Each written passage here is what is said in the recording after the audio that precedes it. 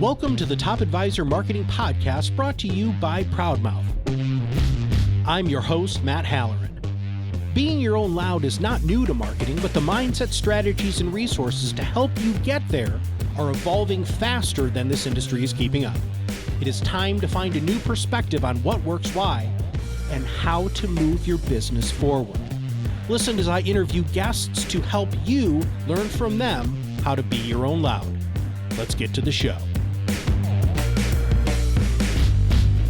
Hello and welcome to another Top Advisor Marketing Podcast. You know, cybersecurity, technology, all of those things are things that we don't talk about a lot on the show. And the main reason why is this is a marketing podcast. But our guest today is going to talk about how utilizing some of the great tips, tricks, and techniques and tools that they offer can actually separate you from the advisor down the street. So Sid, welcome to the show. How are you doing, man? Great. Hey, thanks a lot, Matt. Super excited to be here.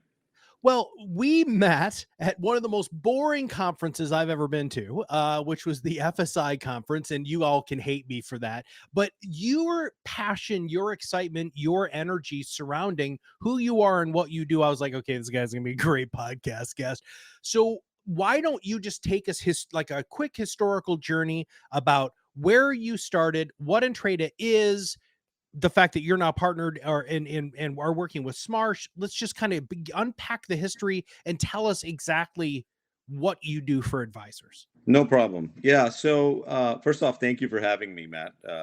Always love doing podcasts. And like you said, I when we first met, I felt like you had an interesting and a very authentic voice. So I really wanted to engage. Just to kind of give you a little sense of my background. So I started off in Silicon Valley as a software developer out of Berkeley. I spent about a decade in the Valley working for a variety of companies. I've done 3 startups before, all in the area of cyber and cyber risk. I did some work for the NSA in 2008, where we worked on a top secret program to help the NSA manage, it's out public now, but back then, to sort of handle the bridge between highly classified networks and commercial networks, fully funded by the NSA and fully deployed now. And then I started Entreda in 2012. And the real reason I started Entreda was cybersecurity was becoming a big problem in the industry, particularly for Main Street. A lot of organizations, big or small, and some of the growing companies actually struggled with this, where they didn't have a lot of time to focus on picking the right solution and even figuring out what solutions they need to handle the escalating cyber threat. We decided to build a unified platform that makes it a little easy for growing enterprises to be able to manage their cyber risk journey. And I accidentally ran into an LPL advisor who was my neighbor. And that was patient zero for us, our first customer. And from there we grew. And most recently there was a survey done by T3 Survey where they asked about 5,000 advisors who they use for cybersecurity risk. We were the #1 provider of cybersecurity risk tools for advisors. Super excited about that, and wouldn't be possible without the wealth, the advisory community adopting our solutions. So super excited about that. But just to kind of give you a little sense, NSA, 10 years in Silicon Valley, worked on cyber, started Entreda, 4 startups. This is my 4th startup. Exited the company to Smarsh in 2020, right before the pandemic. And we're a wholly owned subsidiary inside of Smarsh. And so I've been, fortunate enough to be able to run this division in an autonomous fashion. Just in April of this year, I took over the Chief Customer Officer role for all wealth management facing accounts for Smarsh, on top of my responsibility as CEO of Entreda. So I've kind of got lots of interesting things happening now. And so this is an exciting time to be talking about this. Hey everybody, it's Matt here, just jumping in real quick. Have you ever thought about doing what Sid and I are doing right now, podcasting? Well, it's the best way to get your message into the marketplace, and you don't need to be a great public speaker or a massive techie to do it. All you need is our free course, Podcasting 101, How to Start Your Own Podcast. To take this course for free, become a free member of the PodRocket Academy at proudmouth.com/episode 368.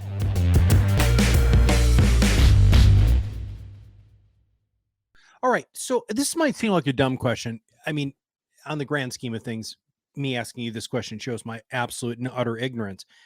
What's the risk, dude? I mean, are you talking about like just getting clients information? Are you talking about levels of risk like trading risk and getting access to people's actual accounts? What is it all of the above? I'm sure there's millions of things I haven't thought of. Let's actually talk about the literal risk that the Main Street advisor, who by the way is who listens to this show, what risk are they facing that they might be aware of or they might not be aware of? Oh yeah, so excellent point. Let's unpack that. The number one biggest risk that any organization has, particularly in the wealth management space as an advisor, is the risk, the reputational risk, or the risk that you have to break the trust of your clients. What do I mean by that? If you're a firm that's managing someone's money, you have access to their 401k accounts, you have access to bank accounts, you have all of their, their assets under your purview, and you as an organization are breached due to a cyber attack or any you fall prey to a fraudulent wire transfer request, you are now putting your reputation at risk. You are breaking that trust that you have with your clients. So that's probably number one. Now, when you unpack that, what causes that? Well, the cause for that could be many things. It could be a phishing, drive-by phishing attack where, we all get these weird emails, and I'm not talking about the Nigerian prince sending you an email, but, I'm talking about someone masquerading as a client of yours and doing a pretty good job doing that and forcing you to engage with that email and disclose some proprietary information that you otherwise wouldn't. That's a major threat. And we've actually seen during COVID a 300% increase in the number of phishing attacks against wealth advisors. And so that's the single biggest threat vector. The number two biggest threat vector is ransomware, where somebody actually goes one step further from just sending you that phishing email where they're looking for some data from you by masquerading as your client. They're actually taking one step further where they're infecting your devices or your networks with a virus of sorts, right? And holding you hostage to all the data that the hacker now has access to. And that has also seen probably a 250% increase since COVID as a result of escalated phishing attacks. So ransomware and phishing, big issues. And the third is business email compromise, BEC, which email is still the number one channel by which folks engage. And if somebody does an account takeover or compromises your mailbox, they now have access to all the crown jewels that you have to do all kinds of other things. So, business email compromise, ransomware, phishing, three big threat vectors. All right, dude, but how do you even begin to manage that on a Main Street advisor's, like, I mean, I'm sorry, I'm getting brass tacks here, brother. Like budget, like that seems to me to be one, unbelievably necessary, terrifying, and two, God, that's got to be freaking expensive. How is a Main Street advisor supposed to implement something like this, and how do they then communicate that implementation to their clients? Because I think I love what you said when we were warming up for the call. Is this is a huge difference maker. If you're going to separate yourself from another advisor down the street, not just reputation management, all the bad things that can happen, but getting on the front end of this and saying, "Hey, we've done this." There are very few advisors in our area who've taken this and trade a step. So I'm sorry. I'm go. Tell me what you're thinking there. No, excellent point. And that's precisely why we saw an opportunity in terms of building a unified platform that provides all the tools required, common set of tools that, growing organizations can kind of pack together and be able to kind of de-risk some of these issues. There are no silver bullets in our business. I mean, no one, if somebody is telling you that you can buy that product or invest in this tool and you will never have these three issues ever occur again, they're probably lying, right? So that's a given. But what you can do is de-risk it. But I wanted to step back into something else. The problem statement is even worse than what we just discussed with the three issues, right? With business email compromise, ransomware, phishing.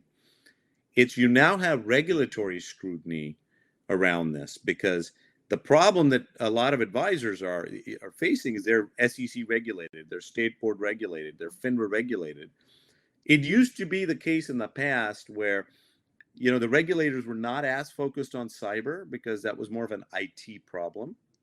But now, with the escalating attacks against advisors, it has now become a advisor-client trust issue.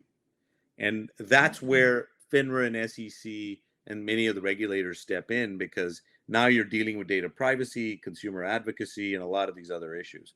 And so you're starting to see cybersecurity become part of the audit framework of most of the regulators. So you will actually have, and I will tell you this, where an auditor will come in if you're on a 12-month cycle or in an 18-month cycle, an SEC or FINRA audit, and they will ask you, show me your cybersecurity policy. How are you making sure that you're protecting the client data that you have within your firm in a way that meets industry best practices? Show me the standard of care. And they'll dive into the policies and say, well, it says here that you recommend every time you're out of the office that all your employees and your staff use what's known as a VPN, right? Which is something that we all know, virtual private network, where you go to Starbucks and you're trying to log into the internet and somebody's snooping. You could invest in a tool from Symantec or anybody else that allows you to connect securely to the internet so that there's no prying eyes. Show me that you're using it.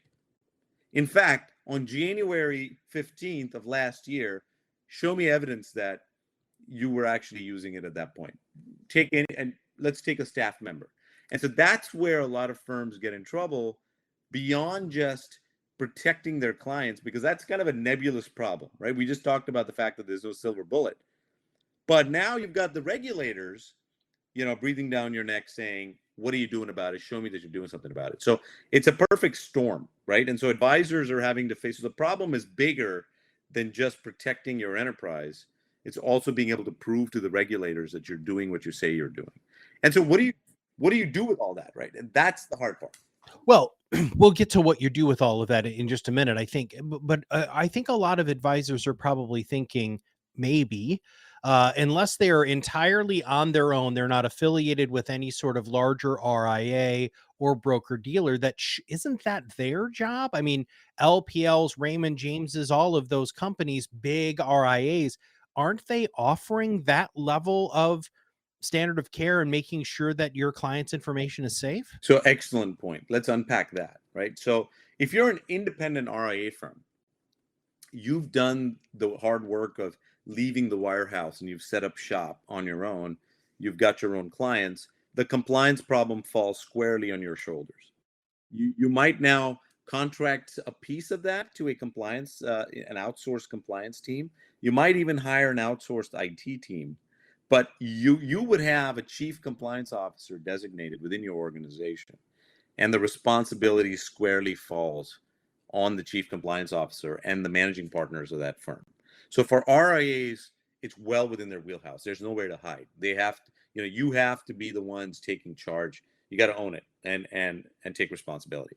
Now, if you're a broker dealer and you're a rep affiliated with the broker dealer, yes, the broker dealers have fiduciary to sort of help you. However, we all know, as an independent rep of a broker dealer, there's this interesting relationship that you have where the reps are, fanatically independent in many cases, and the broker dealers have to sort of manage that relationship carefully. So while they can recommend that you use certain tools and you do certain things, they can't really force you. I mean, they could, but it creates further tension. And so therein lies the problem, is some broker-dealer firms do a good job of being able to meander that. Others tend to be more democratic about the process, and they'll say, here are the list of things that you should be doing, and we're going to kind of loosely enforce it, but not necessarily heavy-handed. So that's where the advisory world, this problem it's a multidimensional problem. There's no simple answer. How would you, since you've done this for quite a while, how would you use this to your advantage? So you said you just became a financial advisor, right? Which, why would you do that? But anyway, let's pretend you just became a financial advisor, and you wanted to communicate this, not just the risk, but also that you have a solution in place, again, to live up to what I consider now. My son's in a cybersecurity program, and I've shared this, I think, on the podcast a couple of times. He sent me a text message, Sid, and I clicked on the link that he sent me because, he's my son and he's in the cybersecurity program. And he's like, Dad, I just need to test something. In the time that it took for me to click to go to the website, that, by the way, is a legit website. It's he loves Warhammer. He does miniature painting. He gleaned like all the information off the phone, man. Like, I'm like, oh my God, are you kidding me? So anyway, how would you position this as an advisor to communicate not just the risks so that your clients are aware that there's a problem, which, by the way, I'm sure they know already, and how to say, we have this solution to quell those concerns, and again, to separate yourself from the advisor down the street? How would you do that? Yeah. So, I think this is the interesting part about this entire conversation, right? I think too often many organizations view cybersecurity and compliance tools in general as being sort of a cost center, right? It's a necessary evil. You got to buy this stuff because someone's telling you got to do it. And yeah, there's this thing called client trust, but it's kind of an amorphous problem, and you can't really, you're telling me that even if I do all this, there's no silver bullet.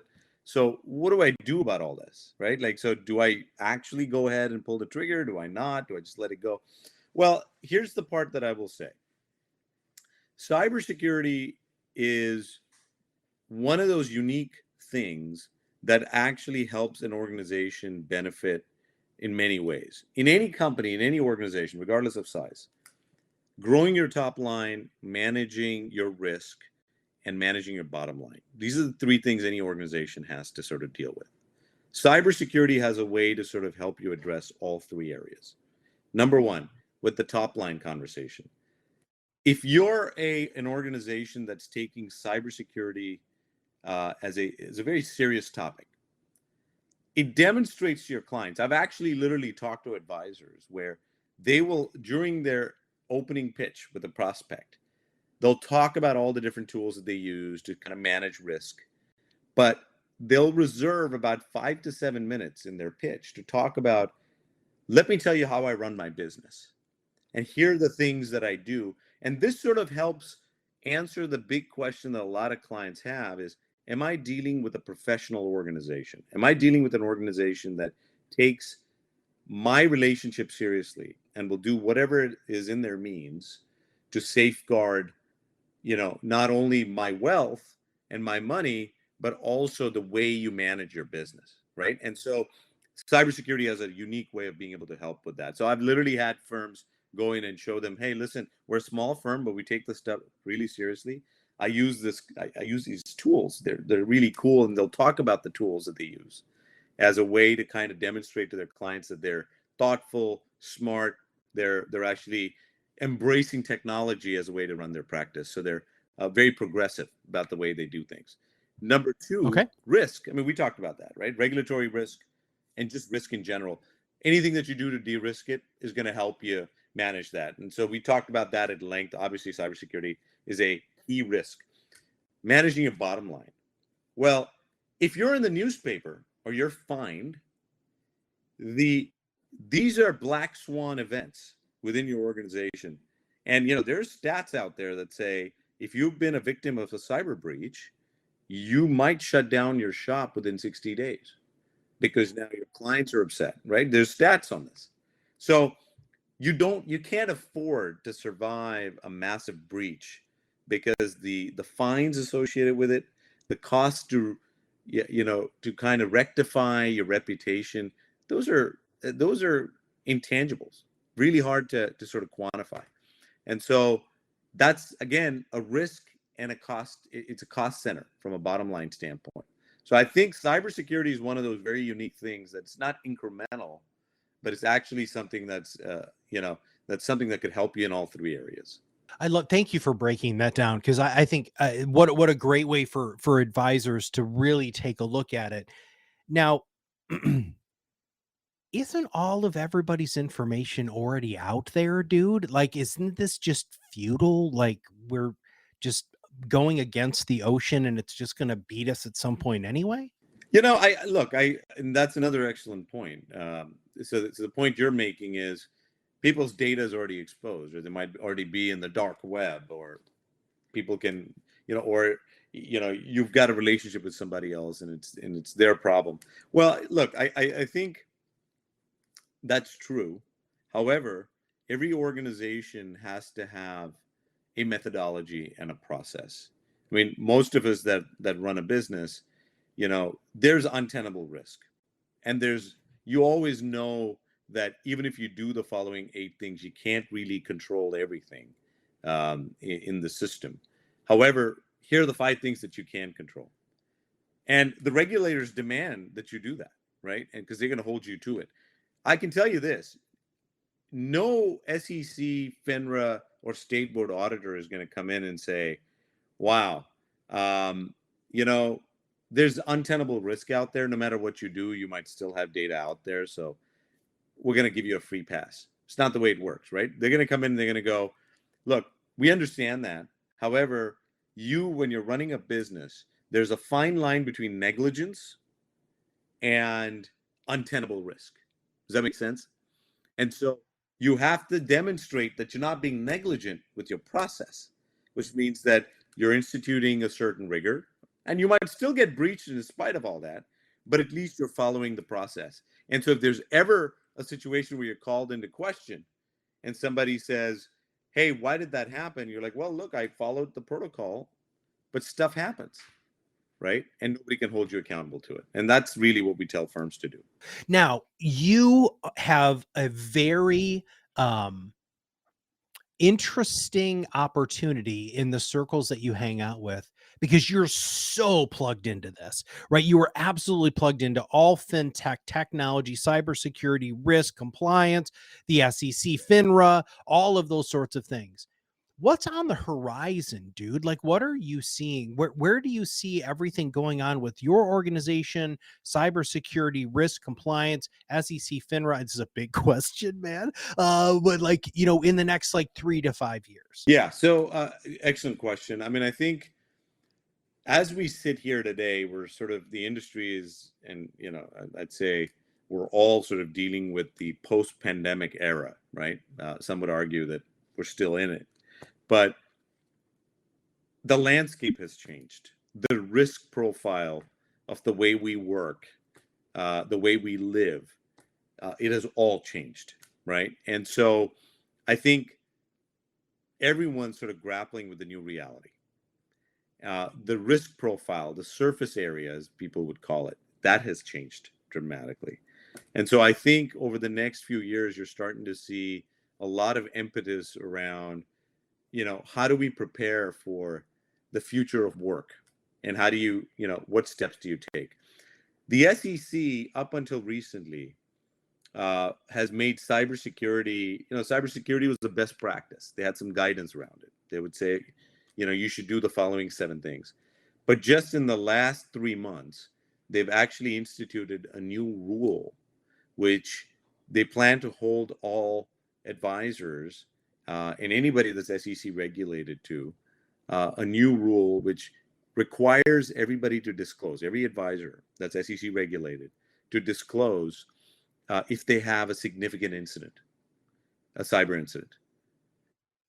They require breach notification.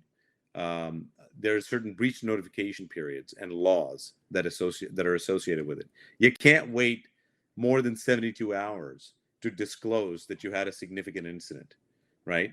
So there's sort of tightening the noose around how firms manage cybersecurity and the protocol that's associated with it. So we're sort of living through, as we sit here today, a dramatic change in the landscape and the enforcement landscape specifically around cyber. And we think that organizations have to, kind of take this topic really seriously. And if they haven't been up until recently, within the next 60 to 90 days, we're in this comment period at the moment, Matt, where the SEC has put this recommendation out and they give the industry about 90 days to comment on it. And barring any major comments, it becomes a rule and it's enforceable. And so I think the next year, 2023, 2024, we're going to be living in an environment where cybersecurity is going to be a requirement for firms. And so what do firms have to do in order to make sure that they have to take advantage of, you know, looking at the risk of their organizations, making certain decisions. There's limited budgets, there's limited time. And so I think you're going to start to see a lot of conversation around this topic is what we see. All right, here's my favorite question that I ask in almost every one of these shows is, what should I have asked you that I didn't? Well, I think that's an excellent question, Matt. I mean, I think the one of the questions that I get asked quite a bit that we didn't really talk about is,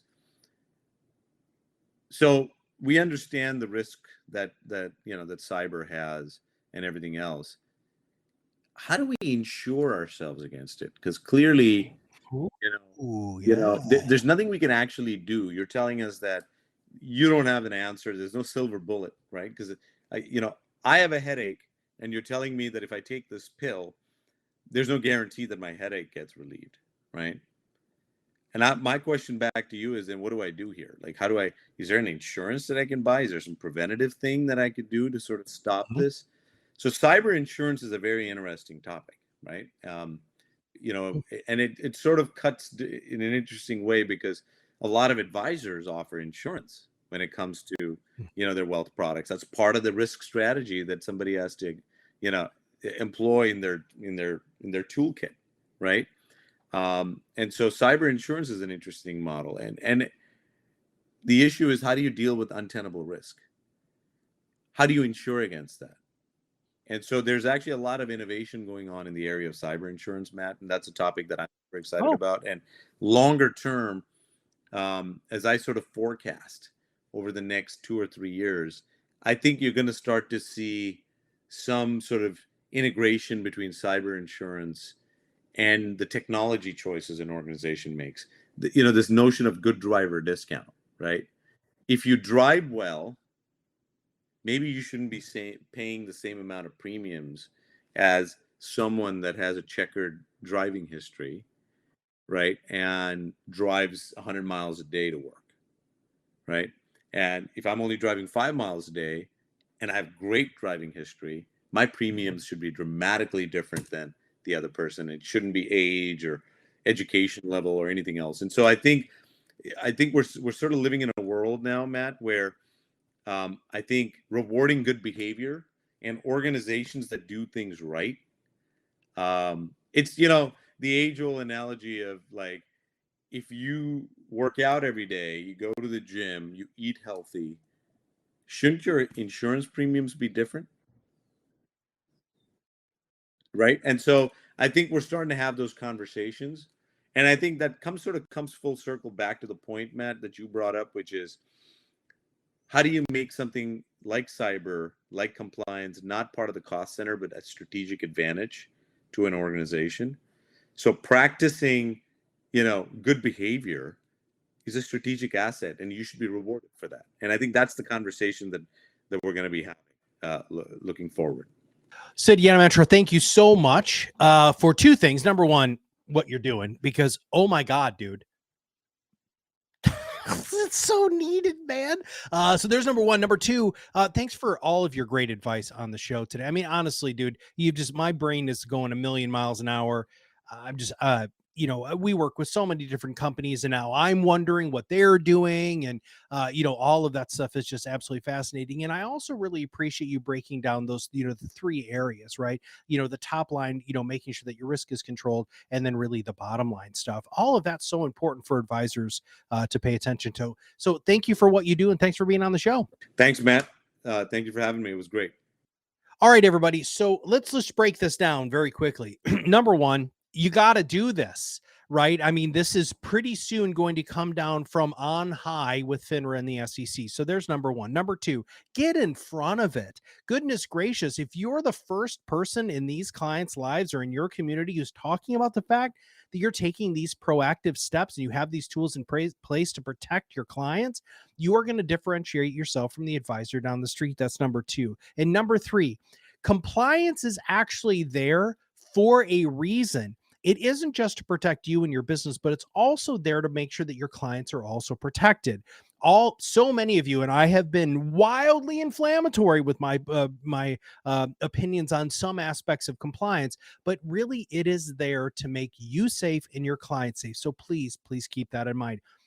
Sid, if anybody wants to reach out and find out a little bit more about Entreda or you or whatever, or Smarsh, what's the best way for them to reach out? Oh, yeah. So feel free to reach out to us directly. You can engage with the website. You can go to smarsh.com. You can go to entreda.com. These are 2 separate websites. Or you could email me directly at sid@entreda.com, ENTREDA.com. And we will make sure we have those in the show notes. Sid, thanks for your brain today, and thanks for being on the show. I appreciate it. Thank you for having me, Matt. Take care. All right, everybody, if you have not subscribed to the podcast, please just make sure that you do that. Give us a quick rating on iTunes. And if you know somebody who is SEC regulated or thinking about going on their own, or if they're already affiliated with a larger broker dealer, or if they're affiliated with even a mid-size RIA, please share this podcast with them, because this is going to become the standard. And we really do think that the education that you can get through Sid and his team can really make a huge difference. So for Sid, for Entreda, for Smarsh, and all of us here at ProudMouth, this is Matt Halloran, and we'll see you on the other side of the mic very soon. Thanks for listening to the Top Advisor Marketing Podcast, brought to you by ProudMouth. If you want to know more about how you can be your own loud, visit us at ProudMouth.com and sign up for the PodRocket Academy. Through courses and office hours led by professional podcast producers and digital marketers, you will learn everything you need to know to become the trusted subject matter expert you were meant to be.